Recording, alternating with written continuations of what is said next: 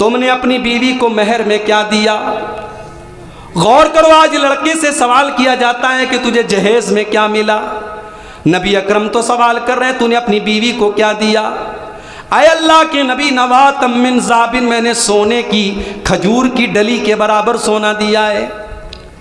अभी तो उनके पास एक पैसा भी नहीं था और अभी कारोबार करके अल्लाह ने इतनी बरकत से नवाजा है कि अपनी बीवी को उन्होंने मेहर में सोने की खजूर की गुठली के बराबर उन्होंने सोना दिया है। नबी अकरम ने फरमाया औलिम वलौ बिशातिन, ऐ अब्दुर्रहमान तुम वलीमा करो, चाहे तुम एक बकरी ही ज़बा करके क्यों ना करो। मेरे प्यारे साथियों, अब्दुर्रहमान इब्न औफ ने बहुत पैसा कमाया, हलाल तरीके से पैसा कमाया, उसमें सूद और ब्याज की कोई आमेजिश नहीं थी, उसमें रिश्वत की कोई आमेजिश नहीं थी। मेरे भाइयों, अपनी औलाद के पेट में हराम कमाई न डालो, अपनी औलाद के बदन में हराम कमाई का खून न डालो। अल्लाह के नबी फरमाते हैं कुल्लु लहमिन नबत मिन सोतिन फन्नारु औला बिही, जिस बदन की परवरिश हराम कमाई से होगी वो बदन जहन्नम की आग में जाएगा। अगर हमारे घर में सूद का पैसा आ रहा है, हमारे घर में ब्याज का पैसा आ रहा है, हमारे बच्चों के बदन में वो हराम का पैसा जा रहा है, हम अपने बच्चों को जहन्नम की आग में झोंक रहे हैं। मेरे प्यारे साथियों, अल्लाह के नबी फरमाते हैं, सही मुस्लिम की रिवायत है, लान अल्लाहु आकिल रिबा व मुकिलहु, अल्लाह की लानत हो सूद खाने वाले पर, अल्लाह की लानत हो सूद खिलाने वाले पर, अल्लाह की लानत हो सूद की गवाही देने वाले पर, और अल्लाह की लानत हो सूद लिखने वाले पर। कुरान कहता है, ऐ सूद खाने वालों, अगर तुमने सूद का लेन देन बंद नहीं किया, फाज़नु बिहर्बिम मिनल्लाह, तो तुम अल्लाह से जंग करने के लिए तैयार हो जाओ, तुम उसके रसूल से जंग करने के लिए तैयार हो जाओ। तो अब मैं फिर से लौट रहा हूं उस आयत की तरफ, सूरह बकरा की दूसरे पारे की आयत, या अय्युहल्लज़ीना आमनू उदखुलू फिस्सिल्मि काफ़ा, ऐ ईमान वालो इस्लाम में पूरे के पूरे दाखिल हो जाओ। मेरी प्यारी माओ बहनों, बड़ी खुशी की बात है, जलसा हो रहा है, आपके लिए इतनी बड़ी बड़ी स्क्रीन लगाई गई है, आप जलसे में आई हैं।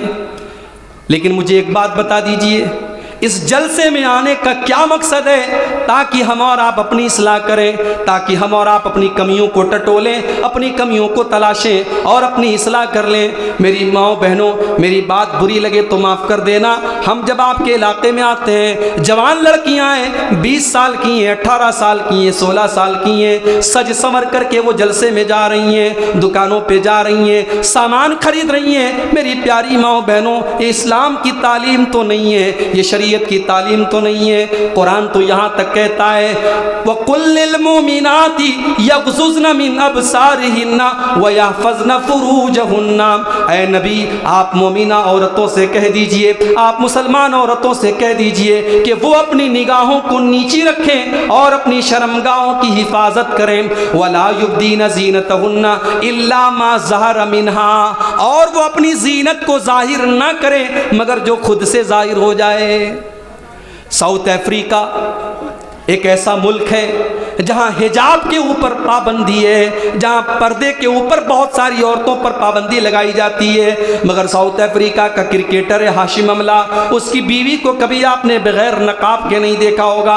फ्रांस एक ऐसा मुल्क है जहाँ औरत को नकाब पहनने पर जुर्माना देना पड़ता है, मगर वहाँ बहुत सारी औरतें जब घर से निकलती हैं तो नकाब में निकलती हैं, हिजाब में निकलती हैं, वो अपना चेहरा नहीं दिखाती, वो अपना बदन नहीं दिखाती हैं। मेरे प्यारी माओ बहनों, आज आप ये नहीं कह सकती कि हमारे माहौल में पर्दा नहीं है, हमारे यहाँ तो नकाब नहीं पहना जाता है, हमारी लड़की नकाब पहन करके निकलेगी तो मोहल्ले वाले बड़े ताने मारेंगे। मेरे प्यारे भाइयों, सारा जमाना एक तरफ और इस्लाम एक तरफ। अल्लाह के नबी फरमाते हैं, बदाल इस्लाम गरीबा व सयऊद कमा बदा गरीबा। इस्लाम जब शुरू हुआ था तो इस्लाम अजनबी था, इस्लाम अनजान था, इस्लाम को लोग जानते नहीं थे, इस्लाम पर अमल करने वालों को लोग अजीब नजर से देखते थे।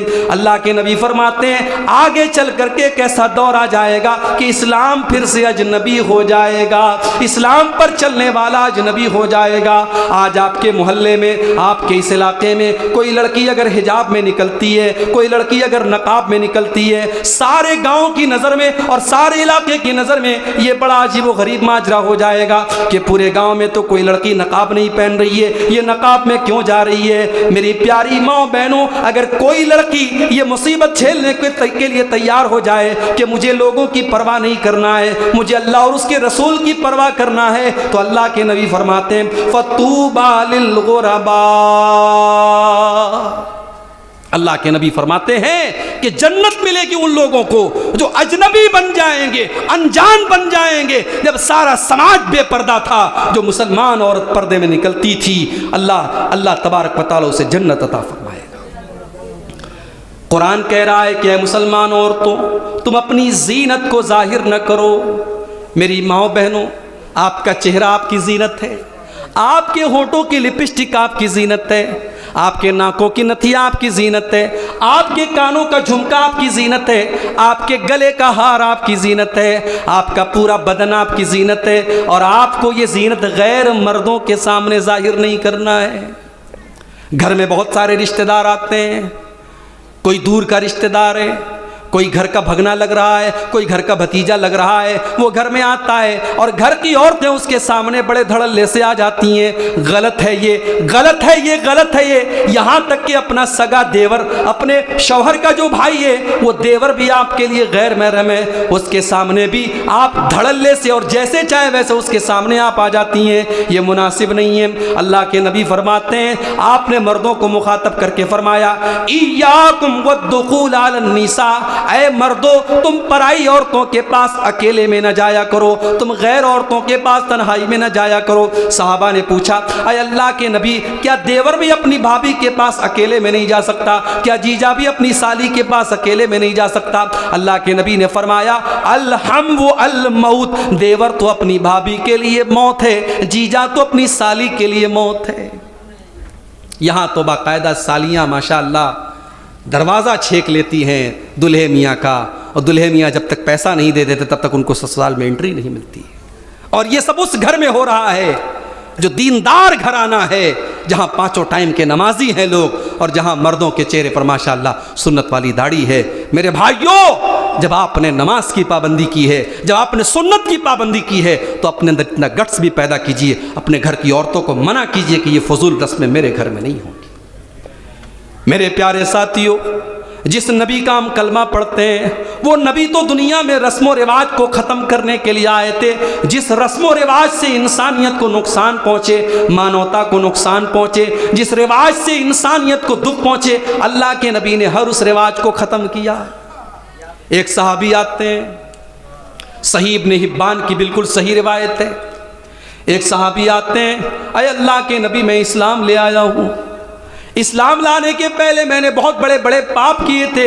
अय अल्लाह के नबी, एक पाप मैंने ऐसा किया था कि वो पाप आज भी मुझे कचोटता है, वो पाप मुझे आज भी अंदर से चुभता है। क्या किया था तुमने? अय अल्लाह के नबी, मेरे घर में एक बच्ची थी, मुझे एक बेटी पैदा हुई थी। मेरे समाज का दस्तूर था, बेटियों को पैदा होने के बाद उनको जिंदा नहीं रखा जाता था। आय अल्लाह के नबी, हमने अपनी बेटी को पाला, वो कुछ बड़ी हो गई, वो या अबती कहने लगी, वो अब्बा जान कहने लगी। वो मुझसे बड़ा प्यार करती थी, मैं जब भी बुलाता था वो दौड़ करके मेरे पास आती थी। है अल्लाह के नबी, मैं अपनी कौम के ताने सुन सुन करके तंग आ गया, और एक दिन मैंने ये फैसला कर लिया कि अब मैं इस अपमान को नहीं सहूँगा, अब मैं इस कलंक को नहीं सहूँगा। मैंने अपनी बेटी को लिया, अपने घर से थोड़ी दूर पहुंचा, एक कुएं के पास पहुंचा, मैंने अपनी बेटी को अपने साथ लिया था, और बेटी मेरी बड़ी खुशी खुशी मेरे साथ आ रही थी। मैं जब भी बेटी को पुकारता था वो दौड़ी दौड़ी मेरे पास आती।